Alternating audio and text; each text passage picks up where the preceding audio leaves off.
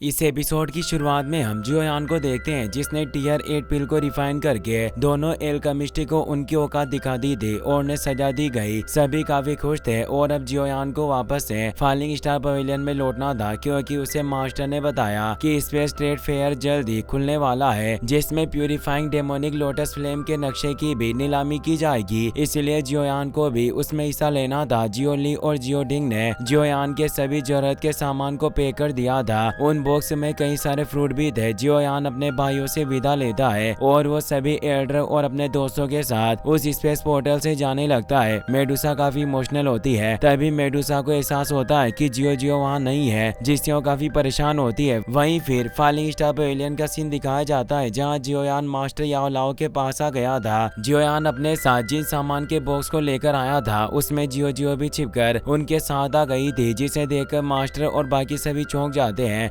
जियो मस्ती करने लगती है। मास्टर याओ लाओ जियोयान की टांग खींचने लगे और कहते हैं कि तुम सिर्फ छोटे दिनों के लिए अपने शहर गए और इतने में तुम्हारी एक बेटी भी हो गई। मैंने सोचा नहीं था कि तुम मेडुसा के इतने करीब हो गए। तुम जूनियर से तो हाथ मिलाने में भी शर्माते थे। मास्टर भी उसके साथ खेलने लगे और कहते हैं कि मैं तुम्हारा ग्रैंडपा हूँ इसीलिए आज से मुझे दादाजी कहना। जियोयान जियो को अपने पास बुलाता है और कहता है कि तुम पैकेज में छिपकर हमारे साथ आ गई। क्या तुम्हारी माँ को इस बारे में पता है? जियो कहती है कि माँ बुरी है। मैंने उनसे काफी रिक्वेस्ट की मुझे डैडी के साथ जाना है पर वो नहीं मानी इसीलिए मुझे उनसे नफरत है। पर मेडुसा वहाँ गई थी। जियो की बातों से वो गुस्सा हो गई। जियोयान उसे देख हैरान हो जाता है। मेडुसा कहती है कि तुम मेरी बातों को ना मानकर यहाँ भाग गई, तुम्हें सबक सिखाना होगा और उसे कमरे में ले जाकर उसे पीटने लगी जिससे जियो चिल्ला रही थी। मास्टर ने उसे रोक दिया और कहते हैं कि हमें आराम से बैठकर बात करनी चाहिए और वो मेडुसा से बोलते हैं कि जियो अभी छोटी बच्ची है इसीलिए ये नहीं जानती कि इसके लिए क्या सही है और क्या गलत। धीरे धीरे ये सब कुछ सीखेगी इसीलिए तुम्हें इतना गुस्सा नहीं होना चाहिए। मेडुसा कहती है कि इतनी दूर चली आई और ये नहीं जानती कि वर्म होल में कितने बड़े खतरे हैं। ये जियोयान की स्पेस रिंग में यहाँ आई, इसे कितना खतरा झेलना पड़ा होगा। जियोयान भी जियो से कहता है कि तुम्हारी माँ बिल्कुल सही कह रही है, तुम्हें उनकी बात माननी चाहिए। जियो को भी अपनी गलती का एहसास हो जाता है और वो माफी मांगकर रोने लगी। याओ लाओ उसे शांत करते हुए कहते हैं कि कोई बात नहीं, तुम अभी छोटी हो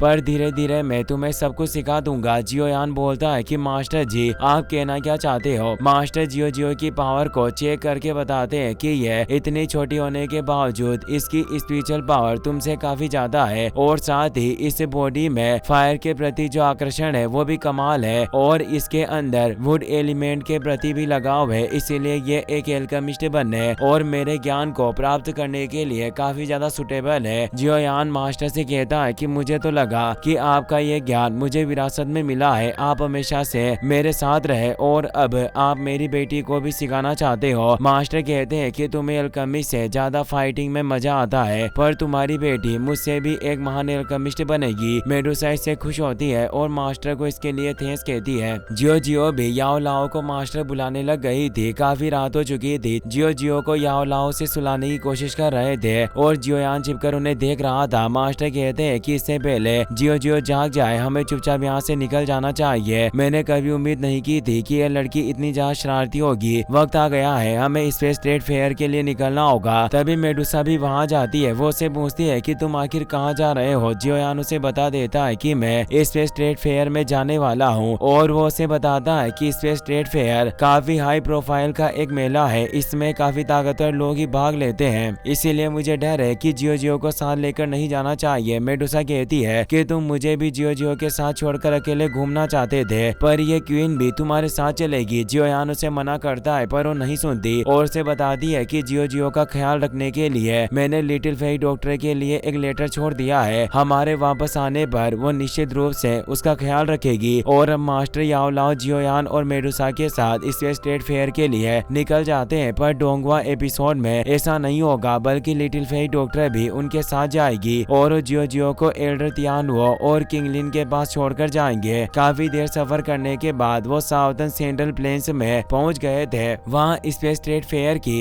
एंट्रेंस मौजूद थी। वो जब उसके अंदर जाते हैं तो वो एक अलग ही टाउन में पहुंच जाते हैं जिसे देख जियोयान हैरान रह गया और कहता है कि मैंने नहीं सोचा था कि ये स्पेस ट्रेड फेयर एक अलग ही जगह पर आयोजित किया जाता होगा। मास्टर कहते हैं कि यहाँ कोई हंगामा मत करना जिससे मेरा अपमान हो। जियोयान कहता है कि मास्टर मैं भी पूरी दुनिया घुमा हूँ, आप मुझे कम आंक रहे हो। वो जब आगे बढ़े तो वहाँ पूरा शहर था, इसीलिए जियोयान चौंकर कहता है कि इन्होंने तो मेले की आड़ में पूरा शहर बसा रखा है। वहाँ कई सारी दुकानें भी मौजूद थी। मास्टर कहते हैं कि तुम ऐसा मत सोचना कि इन चीजों की नीलामी नहीं की जा रही तो ये चीजें बेकार होगी। इन दुकानों पर भी हमें बेशकीमती खजाने मिल सकते हैं, बस नजरिए का फर्क होता है। मेडुसा को वहाँ कई सारे 8 लेवल मॉन्स्टर के बिस्टेकोर दिखाई देते हैं जिन्हें वो पैसे देकर खरीदने लग जाती है। वो अपने सारे पैसे लुटाने लगी और कई सारी चीजें खरीदने लगी जिससे प्रोफाउंड अर्थ क्लास स्किल बॉडी, ट्रांसफॉर्मिंग पिल और अर्थ डीमन किक स्किल भी शामिल थी। जियोयान और याओ लाओ ये देखकर हैरान रह गए कि औरतें वाकई शॉपिंग करने के मामले में काफी आगे होती है। हम जितना सोच रहे थे ये क्वीन उससे भी ज्यादा अमीर है। मेडुसा जब आगे बढ़ी तो उसे एक स्टोन नजर आता है पर वो उससे काफी खास लग रहा था। वो उसे लेना चाहती थी पर शॉपकीपर ने उसे छूने नहीं दिया और अपने पास ले लिया। वो कहता है कि तुम इसे अफोर्ड नहीं कर सकती। मेडुसा को काफी गुस्सा आता है पर जियोयान उसे शांत कर देता है। याओ लाओ उस स्टोन को देखकर समझ जाते हैं कि ये 7 कलर्ड ओरिजिन स्टोन जैसा लग रहा है। आखिर इसकी प्राइस कितनी है? वो बूढ़ा शॉपकीपर कहता है कि जेंटलमैन अगर आप इसे खरीदना चाहते हैं तो मैं आपको एक ऑफर दे सकता हूँ। आप अगर मुझे 2 टियर 8 पिल दे तो मैं आपको इसे देने के बारे में सोच सकता हूँ। मास्टर को गुस्सा आया। वो बोले कि क्या तुम मुझे लूटना चाहते हो? हालांकि मैं जानता हूँ कि 7 कलर्ड ओरिजिन स्टोन केवल उसी जगह पर पनपता है जहाँ 7 कलर्ड हेवन स्लोविंग पाइथन मरा हो, पर इस स्टोन में मौजूद अनोखी एनर्जी केवल 7 कलर्ड हेवन स्लोविंग पाइथन के नरिशमेंट के लिए यूज की जा सकती है, इसीलिए बिल्कुल भी वर्थ इट नहीं है। पर शॉपकीपर को पता था कि मेडुसा स्नेकमैन ट्राइब की क्वीन है, इसीलिए वो बोला कि सौदा तभी होता है जब दोनों पार्टी राजी हो। इसीलिए सिर्फ मेडुसा पर ही तय था कि वो इसे लेना चाहती है या फिर नहीं। जियोयान मेडुसा के गुस्से को देखकर समझ गया कि उसे वो 7 कलर्ड स्टोन चाहिए और वो जानता था कि अगर उसने मेडुसा को लाकर नहीं दिया तो उसे रूठ जाएगी, इसीलिए वो फौरन 2 8वें दर्जे की पिल निकाल कर दे देता है। मेडुसा 7 कलर्ड स्टोन को खरीद लेती है और कहती है कि ये रानी जिस चीज पर नजर रख देती है उसे खरीद कर रहती है। मास्टर कहते हैं कि मैं जानता हूँ कि ये 7 कलर्ड ओरिजिन स्टोन काफी बहुमूल्य है पर इसकी प्राइस मुझे कुछ ज्यादा ही लगी और क्या ये कोई मामूली 7 कलर्ड स्टोन तो नहीं है। मेडुसा बताती है कि दुनिया इस 7 कलर्ड स्टोन के बारे में बहुत कम जानती है, इसका सीक्रेट केवल हम स्नेकमैन ट्राइब को ही पता है। इंसान नहीं जानते कि जब सोया उससे भी ज्यादा 7 कलर्ड हेवन स्लोविंग पाइथन एक जगह पर जाकर मरते हैं तो करोड़ों सालों में होने वाली एक ऐसी संभावना पैदा होती है जिससे 8 रंगों वाला या फिर 9 रंगों वाला ओरिजिन स्टोन पैदा होता है। पर सभी स्टोन बाहरी रूप से एक जैसे नजर आते हैं और हम केवल एक सीक्रेट मेथड के थ्रू ही पता कर सकते हैं कि ओरिजिन स्टोन किस दर्जे का है और उस सीक्रेट मेथड में उन्हें 7 कलर्ड हेवन स्लोविंग पाइथन की ब्लड लाइन ब्लड को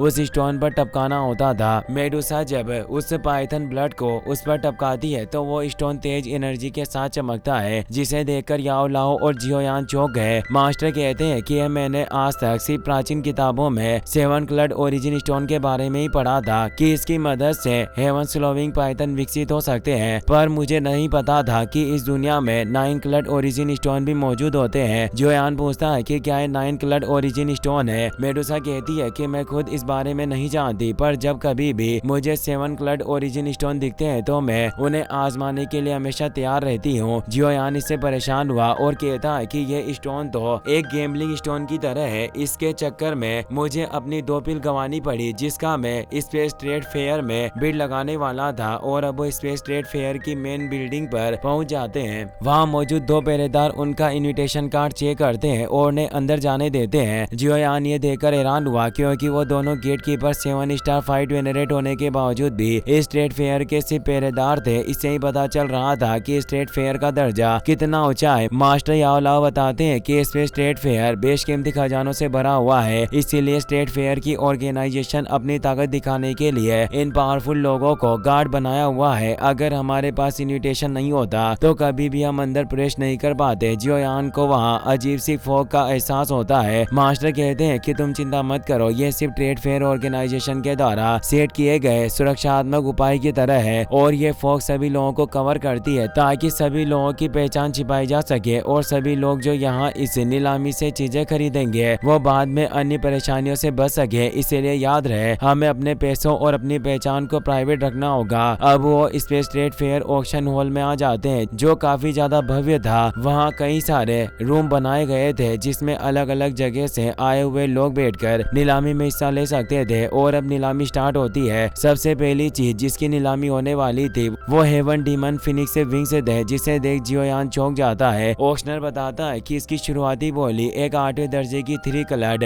लाइटनिंग पील से स्टार्ट होती है। जो भी इंटरेस्टेड हो वो बोली लगा सकता है। जियोयान कहता है कि मैंने तो सुना था कि जिसके पास भी ये हेवन डीमन फिनिक्स विंग्स होते हैं, डीमन फिनिक्स क्लैन उनके पीछे पड़ जाता है। और क्या वो स्टेट फेयर में नहीं आए? मैंने बस कुछ drop heavenly demon Phoenix essence को अपने पास रखा जिससे ही वो मुझे मारना चाहते थे। याओ लाओ कहते हैं कि वो सिर्फ कमजोरों को ही बुली करते हैं, पावरफुल लोगों के सामने उनकी कोई औकात नहीं। और जियोयान तुम भी अपने बोन विंग को बेच सकते हो जिससे तुम बिना किसी परेशानी के रह पाओगे और वो हेवन डीमन फिनिक्स क्लैन के लोग तुम्हें मारने की कोशिश नहीं करेंगे। पर जियोयान मना कर देता है। तभी एक आदमी बोली लगाकर उन विंग्स को खरीद लेता है। और अब ऑक्शनर सभी के सामने अगला आइटम शो करता है जो हेवन क्लास की फाइटिंग स्किल होती है जिसका नाम किंग कॉन्ग ग्लास बॉडी था। इसी के साथ ये चैप्टर यहीं पर खत्म हो जाता है। अगर आप इसका नेक्स्ट पार्ट भी जल्दी देखना चाहते हो तो 5 के लाइक हम जल्दी पूरा कर देना। Thanks for watching.